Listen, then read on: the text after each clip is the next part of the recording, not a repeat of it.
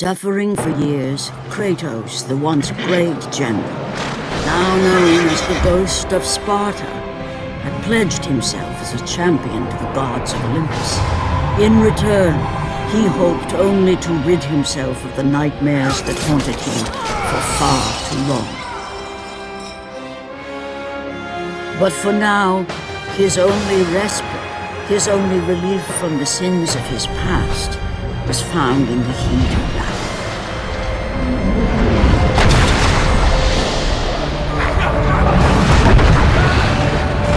And on this day, Kratos had been called upon by the gods to confront an unthinkable evil, unleashed on the city of Attica by the invading Persian army.